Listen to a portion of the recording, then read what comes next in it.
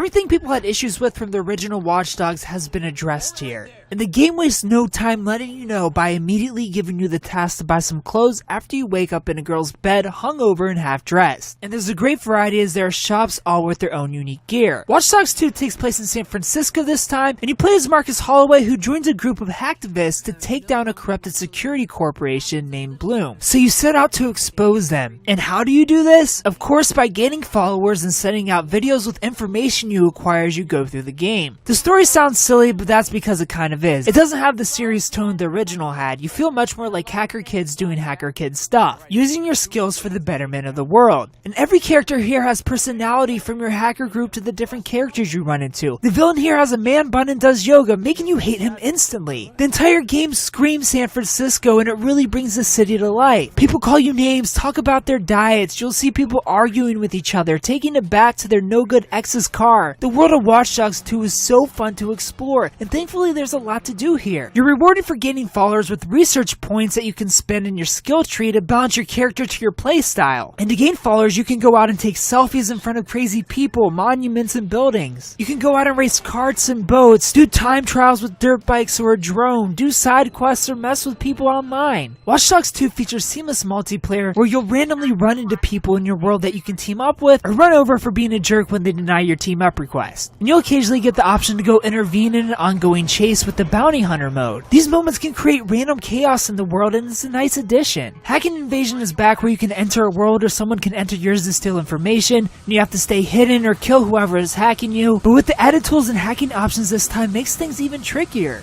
And there are also some co-op missions that can be played with a friend or on your own. Multiplayer's not my thing, but it's here. And there's actual use for the money you get from these tasks or selling goods at a pawn shop this time, as you can buy insanely expensive weapons from your 3D printer at headquarters, or buy cars from a dealership to call using your car on demand app, which you want to do before you're able to hack inside of a car and go. The citizens calling for cops aren't as annoying as they were in the original Watch Dogs, but they can still be pretty annoying. And a cop chase, or a chase in general, isn't really something you want to get involved in, as the hacking in Watch Dogs 2 got much more complicated and opportunities seem to have almost nearly evaporated. Chases used to be thrilling, but here I hardly ever crashed a cop car chasing me, as again opportunities seem to hardly exist. And when one does appear, the indication and window of opportunity is far smaller, really hurting what I felt was a near perfect chase system, taking away all the fun. This evaporation of opportunities can be seen throughout missions as well. Watch Dogs 2, for better or for worse, feels like a completely different game than Watch Dogs 1. The developer scrapped the idea of camera hopping for a jumper and a drone. Clearly a much less stealthier approach, and of course creates way more opportunities to get detected. Watch Dogs 2 seems to be more about punishment than mayhem this time around. I never really felt like the levels were designed with the hacking in mind. Sure, there are tons of hackable items, but these items are for the most part a nuisance for you as a player to deal with, like security systems and robots, rather than opportunities to take advantage of. I'd occasionally get an enemy to line up with a car to remotely run them over, but moments like these were far too rare, most of the time forcing me to physically enter restricted zones where I could do everything from the sidewalk with little to no risk in the original. But they for some reason want you to physically stealth around to try and trick you into getting into a gunfight, when the whole premise of the game was hacking the world around you, and now it's mostly turn off the security around you to proceed or else. The game throws far too many hurdles at you, stopping hacking from being a satisfying and fun option to turning it into a chore. But when I do get detected, it's no fun at all, as gunplay feels bad, the combat is slow and leaves you vulnerable for too long, and enemies constantly call for backup. And they do so insanely fast, so the waves of enemies and cops never stop. They're gonna kill you because you slipped up. You can't take them out beforehand by attracting them to electrical boxes or setting up traps for them to walk into, and you can set a police or gang hit on them, which could potentially have them do all the heavy work for you, which I actually had a lot of fun with. And the missions are all still great despite this nuisance emphasis. Every last one feels unique and challenging. There's so much charm to this story and mission design. The campaign feels handcrafted rather than formulaic, and is now a standard I'll judge other open world games of its type by. Stuff gets crazy, and it's a blast throughout. And occasionally in these missions you'll run into some pipe mazes. They're back, this time in the environment rather than being just a black screen with lines. Things get a little awkward at times with angles, but I grew to love running around areas or camera hopping trying to line everything. Watch Dogs 2 is the perfect example of what can be accomplished with love and care by a development team, of what happens when you listen to feedback. The gameplay isn't perfect, but the overall package is pretty close, and is miles better than an already great game in the original. I give Watch Dogs 2